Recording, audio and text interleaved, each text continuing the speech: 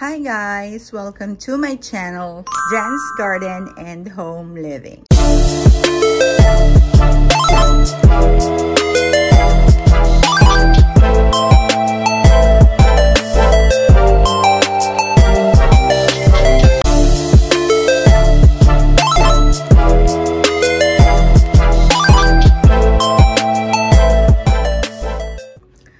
So for today's video, ipapakita ko po sa inyo kung ano na itsura ng garden ko. Simula nung aking last na garden update o garden makeover. As you can see, syempre, minsan hindi natin napapansin. May mga bago tayong mga halamang na idadagdag. At ito nga, punong-puno na naman siya. At napaka-disorganized po. Kasi minsan kung saan lang siya pwedeng isaksak at kung saan siya pwedeng mailagay dahil napakaliit po ng space natin. Ayan, this is my laundry area. At dito lang po sa laundry ko, nilalagay lahat ng mga halaman ko. May it be succulents, may it be my orchids, my ornamentals, and the different, varieties ng plants na meron ako right now. Ayan, and it needs a makeover. Another makeover, or I would say, organization. Kailangan talaga siyang maiayos. At ayan, kalat-kalat, diba? So, I feel so ashamed of my garden right now na parang iba-iba kung ano-ano yung mga laman. So, kailangan natin, guys, gumawa ng makeover. Okay. So, dahil dyan, kinailangan ko, para maiayos ko siya ng mabuti, kinailangan kong magpagawa nung plant stand. And yung plant stand na kinuha ko is yung parang ladder. Ayan. And I think matutulungan ako nun nung ladderized na plant stand para maiayos ko itong aking mga plants. Alright, so today, samahan nyo ako sa aking pag-aayos ng aking garden.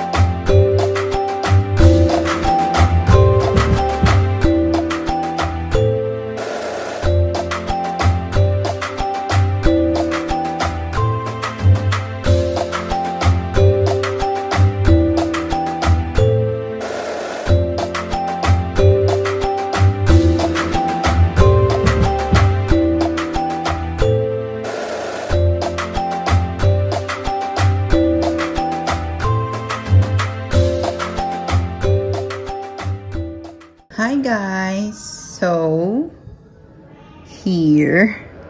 I just finished organizing my garden. I would say this is a part 1 because I have other plants that I have not been able to place here yet. I still have some plants downstairs. And I am still not finished organizing. I really would like to complete everything, but I'm really tired now. But I would just like to give you a quick update. So, I have placed my 2 wooden stands. Yan. Pinagsama ko na sila dyan. Sa gilid, silang pareho. Dati nakahiwalay yung itong mas maliit na stand. Yan. So, nilagay ko dito yung mga succulents ko na. Local succulents. So, nandiyan sila. Hopefully, kahit umanggi ng onte, hindi naman sila maano. So, I have here my aglonimas. Yan. Sama-sama sila. And then, on this side here, I have my rubber tree. I have my syngoniums and others kasi magkakahalo na yung iba. And then yung isa kong stand, ito actually organizer namin to sa banyo. Since medyo nangangalawang siya, I repurposed it to become a plant stand instead. So naipatong ko dito yung aking mga Korean succulents. Ayan. So nandito sila. I have my cactus up there. Yan. Sila yung mga nasa taas kasi sila yung nangangailangan ng mga sun. I have here my Korean succulents too. Actually, medyo mahirap kasi maliliit lang talaga yung mga nabili ko dating mga stand. I don't want to spend so much on plant stands like yung mga stainless. Although, yun yung isa sa mga dream ko. Maybe one day makabili ako para medyo mas maluwag. Kasi gusto nila ng at least sun. But here sa area na to, it's filtered because I have my plastic sheet here and our carbon polycarbonate, I mean. Yan. So, hanggang sa second layer lang ako naglagay kasi kapag hanggang sa third, minsan hirap na sa sun. Ayan. And I have here my pothos. Nilabas ko muna, nasa loob siya dati, pero ano. So, ito, kung nakikita nyo, meron na akong yung 3-tier na metal plant stand. Ayan. Yung black na plant tier. Kasi talagang kailangan ko to. So, yan, pinag-ipunan ko yan just so I can organize my plants. I'm not sure if you would notice in some of my videos or in some of my garden updates, nasa floor lang yung aking mga plants and hindi sila happy doon. And minsan yung, alam niyo na, yung sabon ng pinaglabhan napupunta sa kanila kasi guys, dito talaga yung laundry area namin. Yan.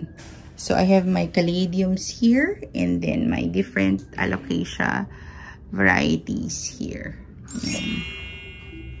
Medyo paluman yung isang dahon doon, yellowish na, malapit na siyang matanggal. So, inaantay ko na lang.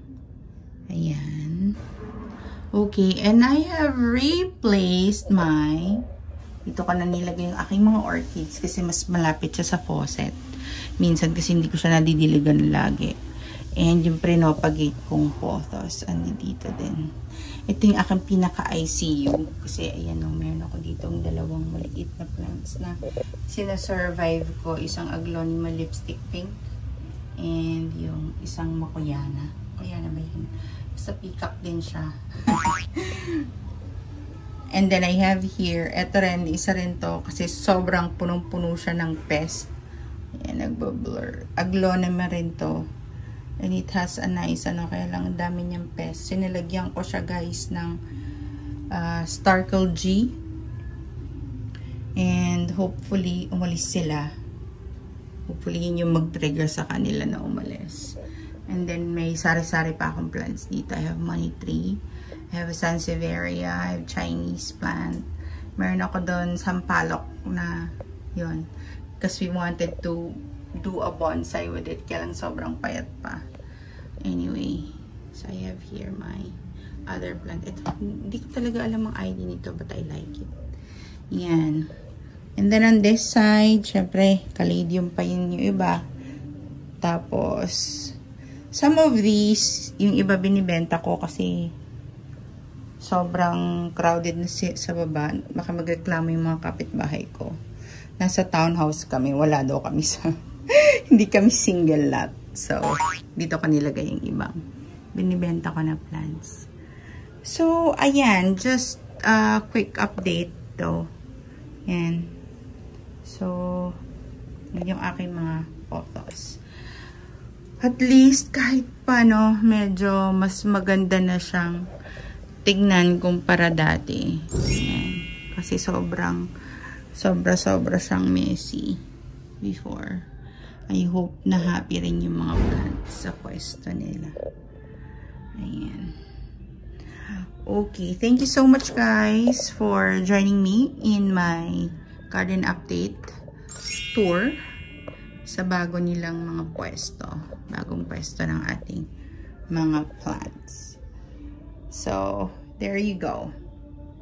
Thank you so much guys. Take care. Bye. So, bonus video on my garden update. Here I am to share with you. This is a portion of our bedroom where my plants also invaded. So, nakikita nyo guys. Alright. So, I have here different types of plants pa na wala doon. So, I have grouped here my calatheas. Ayan, medyo nagliliyelo yung leaves nung iba sa labas. Kaya pinasok ko na sila dito kasi mas humid. And then, ayan, meron ako dito ang Philodendron Brazil. And I will actually make another video because I have a new passion. Or I would say a new collection na hindi ko muna papangalanan pero feeling ko nakikita niyo na sila. And I will talk about it soon in my future videos. So, eto lang, papakita ko lang na bukod dun sa garden ko, part ng kwarto namin, ayan, ay may mga plants na din. And this is just my window outside where I have my garden. Yan, yan yung pinakita ko sa inyo kanina. Alright. So, again guys, thank you for joining me in my garden update. So, I hope in my next videos, ma-share ko sa inyo yung ibang tips ng ibang paano i-organize ang ating garden. Okay, so I hope somehow you've learned a thing or two kung ano yung ways kung paano natin i-organize yung garden natin, lalo na sa mga napakaliit na space katulad ko na halos wala nang mapaglagyan ng plants. So, there you have it. Take care, guys. Bye!